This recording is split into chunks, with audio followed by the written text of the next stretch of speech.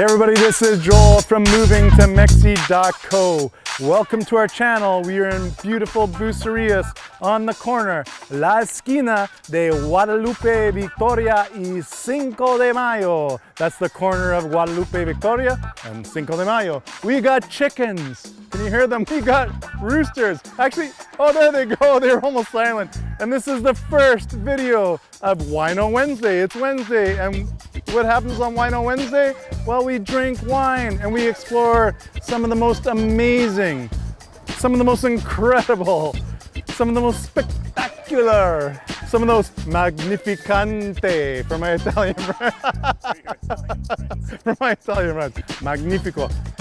Mexican wines, truly. And we are here at Kulies, and we are gonna go see my good friend, Ezekeil, who is the sommelier here in Bucerias, who will not only recommend the best wines, but you know what? He's gonna become your brother. He's gonna become your best friend. Let's go check it out, Paul. Are you ready? Vamos! So I'm here at Kulies on the upstairs terrace. Beautiful mountain vistas right in front of me, and just to the other side, the sea. And I'm here with Ezekeil, who is the sommelier, runs the wine program here at Kulies. And actually, I have to credit you for really getting me into Mexican wines. Now, I was drinking Mexican wines, but after I met you and started coming more and more often to Kulies and going through your suggestions, I really became addicted, for lack of a better word, and really started pouring in to the experience of drinking Mexican wines on a regular basis. So anyways, thank you very much for having us here at your brother's restaurant, right? Yes. And your brother is Ulises. Yes. Excelente. Ulises, yeah. The restaurant, it has been open for 5 years already. But before that, well, like the way it is right now, but before that, my brother started a little business, which was a taco stand, but it was more like fish tacos and hamburgers, and that was like 15 years ago. But his dream, it was always to open the restaurant. This was our backyard. That was your backyard? Yes, we always, we grew up with our grandmother, so our grandmother's house is on the back. So this was our playground when we were kids. So he just built it. He built right on top of your Yes. playground. So tell me about the name, Kulies.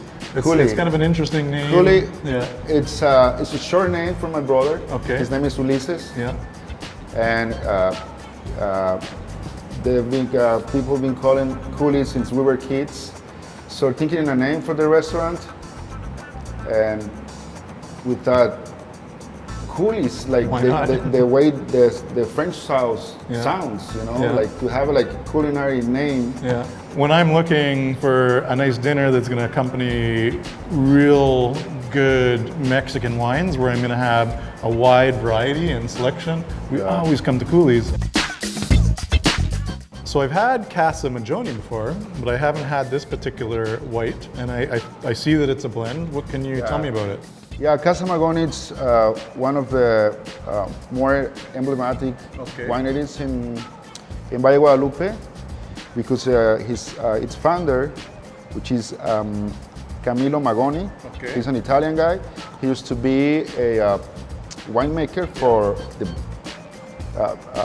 LA Cheto. So he's like in 2013, he opened his winery. So he's doing spectacular wines. This one, where we're gonna try it, it's a Viognier. Fiano. And Fiano. Fiano. And I don't think most people have ever heard of the grape Fiano. Yeah, it's it's an Italian wine. I mean, Italian grape. It's a white grape. It could be pretty similar to a Sauvignon Blanc. To maybe Riesling. But like a dry Riesling? Like a dried Riesling, yeah. But it's only 20% of the percentage of the wine. So 80% Viognier and then 20% Fiano. Yes. And perfect for like a warm summer day, or to pair with What do we have here? It looks like carpaccio. We're gonna pair it with a carpaccio, octopus pulpo. carpaccio, Yeah. which is on the restaurant with. It's a carpaccio with capers, Okay. with a Parmesan, shaved Parmesan cheese, with some saffron flatbread and black king infused flatbread as well, Okay. with a little bit of rosemary mint aioli and some arugula. I'm gonna pour a little bit. First me, because I need to Yeah. make sure it's fine. I trust you. It's fine. Muy bien. Okay.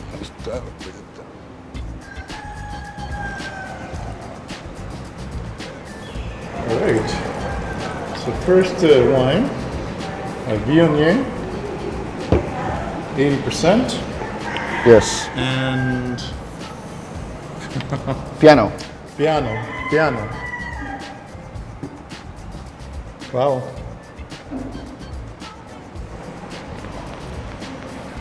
So it has a nice. It's kind of interesting Yeah. too, because as a white, I do pick up like little notes of tobacco, which don't normally happen. So I don't know if that's just by virtue of where it's growing,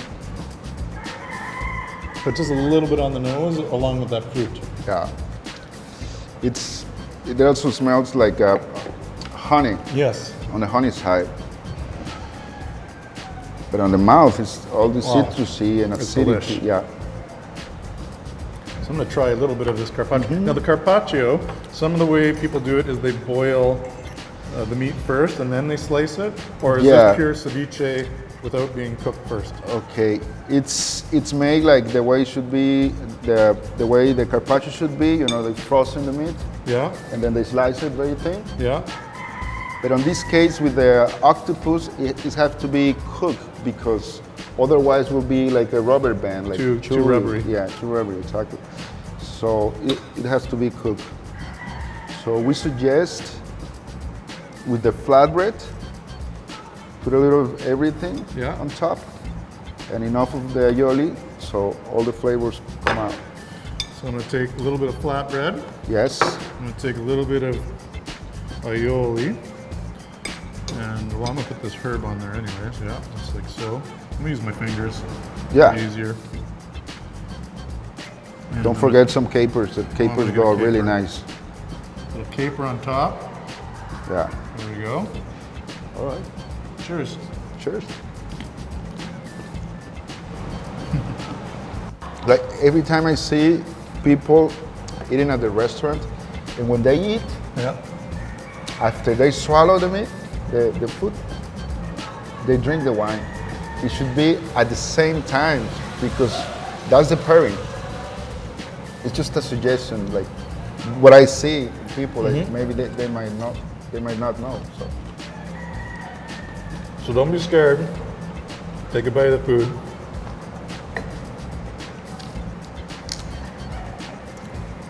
And actually pair the wine Exactly. with your food. Yeah. What do you Good think? point. It's amazing.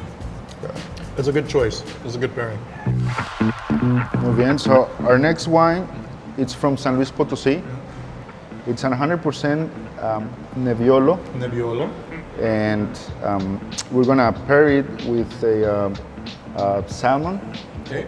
with some blackened risotto Okay. and a clam sauce. Okay. So I think it's gonna be beautiful with this rosé. And clams in Spanish, mejillos. Clams is almejas. Almejas. Ah, mejillos es mussels. Mejillones, mussels. Mejillones, mussels, y clams. ¿Cómo se dice? Almejas. Almejas. Well, the other thing I wanted to mention, so we had the white, and I wanted, part of our episodes, we always like to teach people some Spanish words, and white is, so it would be a vino blanco.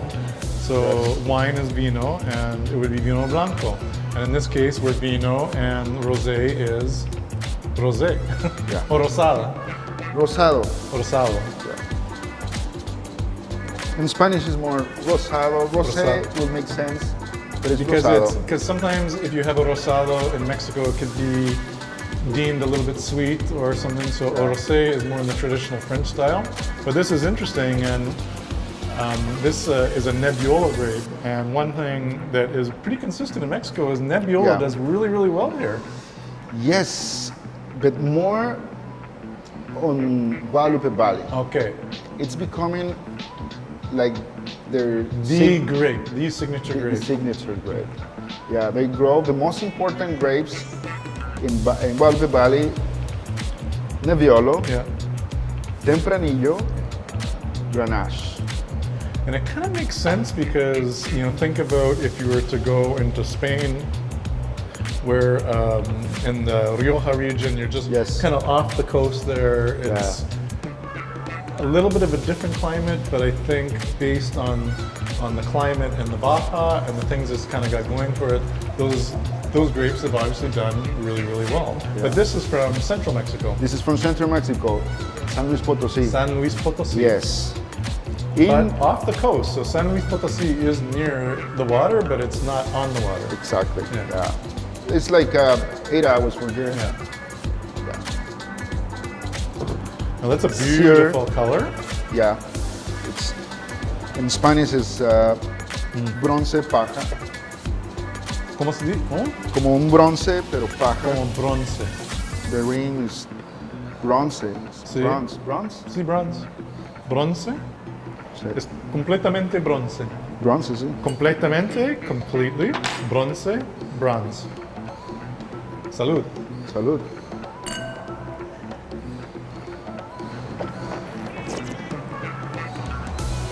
That's nice.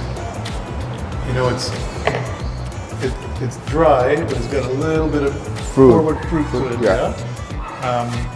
So to me, this is going to be a perfect pairing with the salmon and the black risotto. Soto. But I can imagine myself on the beach right now. Exactly. Sitting, not even eating anything, just drinking this Just beautiful by yourself, rosé. No? So tell us about the plate. Again, so it's a salmon. It's a fillet of salmon. Yeah. Served over some wilted spinach with a black ink infused risotto, some asparagus with a clam, and chanterelle sauce with white wine. Okay. And the ink comes from a squid, like squid ink. Yes, squid ink. Okay. ¿Y cómo se dice squid en español? Squid se dice calamar. Calamar. Como So calamari, es como lo mismo en italiano. Exacto. Okay.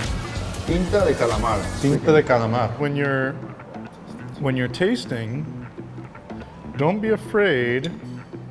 Oops. Don't be afraid to take a bite, but then take a sip of your wine while the food is still in your mouth, so you can truly get that pairing. Exactly. Okay? Yeah. That's all the pairing.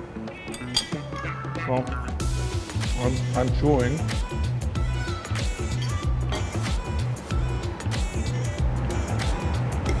Wow.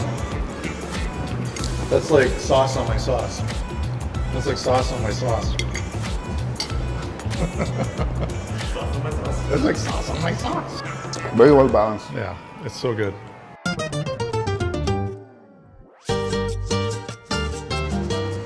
This style of wine, it's like, if you're thinking Rioja, that's what we have in the glass. Like all these oak notes, chocolate, tobacco.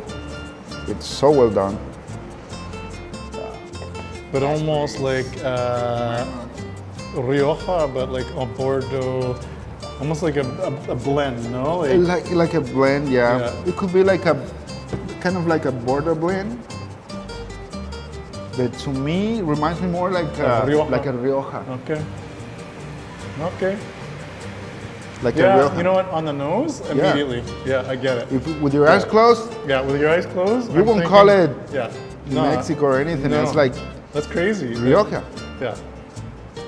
But on the mouth, it's different, you know? But even going back into this database in my head, I do sense a little bit, like, you know, like think about the wine style of Bordeaux, like a Bordeaux. It's almost like the wines in Mexico, like they're taking a little bit from everybody because they're taking all these European vines, growing them here, but making them in a very creative style, you're getting a little bit of everything. I mean, I have to admit, I'm a bit of a food snob, a wine snob, a beer snob, and when we first moved to Mexico, I still stuck to my Tempranillos. I love my Tempranillos, and we could always get good Tempranillos here, so I kind of like stuck to that. And I mean, I love Bordeaux, right? I have memories, like some of my best memories are drinking some incredible Bordeaux blends. My favorite of all times was a 1982 Chateau de Cru Bocaillou. And one day, which was the light bulb moment, we were driving back to Canada and we stopped in Zacatecas at this little hotel. And I saw this bottle on it was like kind of like the wood thing there, and the bottle was just there. And I'm like, I want to try, this is a bottle from Zacatecas, I'd like to try it. I expected zero. And then you open the bottle. You're telling me that Zacatecas was your first... The first time I tried a really good Mexican wine, where it blew my mind. Don't tell me it was Tierra Adentro. What's the name of it? Sí, Tierra Adentro? Sí, Tierra Adentro. It's the best they have. Sí. It's beautiful wine. But this was Ezekeil. And it's a blend. No, this is 6 years ago. This is 6 years ago, right? And then we're like, wow, okay, so we started expanding a little bit, but the thing was, it was always a little bit more money. We were very budget conscious when we first moved here. I would always go back to my Tempranillos because I could buy them for 120, 150 pesos. And for a table wine, you're not gonna go wrong with a good Tempranillo from España. Yeah. But then once we started coming here, and then I met you and I saw that you guys improved your wine menu. Like, it was like, whoa, look at this. I couldn't help myself. And then the more I discovered about Mexican wines, that's it. We drink 80% in our household, Mexican wine. Thank like, you. it's so good. How can I not drink it? And yeah, we average down because we pay a little bit more, but guess what?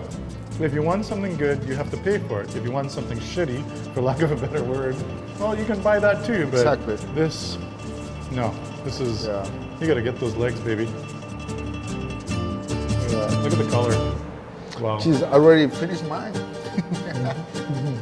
Plato fuerte. And explain to people what is a plato fuerte is a strong plate, but it's not. What is a plato fuerte? Well, that's a straight translation. Yeah. But plato fuerte means the main dish. The main dish. The main dish or main course. Yeah. And it kind of makes sense. It's like your plato fuerte. It's like your big plate. This is a plato fuerte. Yeah, we don't call the first course, we don't call like wheat flour, wheat plato. Yeah, it's plato not like a wheat plato. No.